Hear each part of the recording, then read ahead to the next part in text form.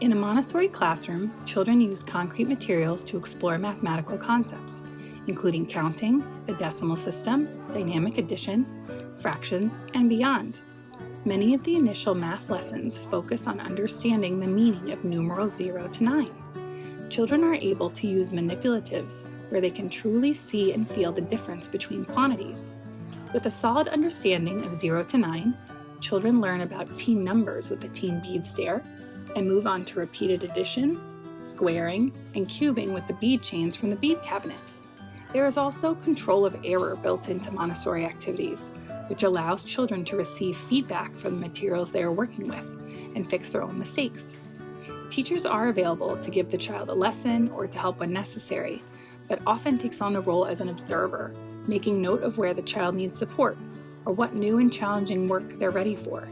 We move on to more abstract concepts, learning about the decimal system and counting by base 10, as we see a student working with the 45 layout. Unlike other Montessori works where you work from left to right, this is a great visual representation of starting with units on the right, moving to 10 bars, 100 squares, and 1,000 cubes on the left. Again, the children are able to physically feel the difference in these numbers with the golden bead materials, something that you cannot do when trying to learn with a pencil and paper.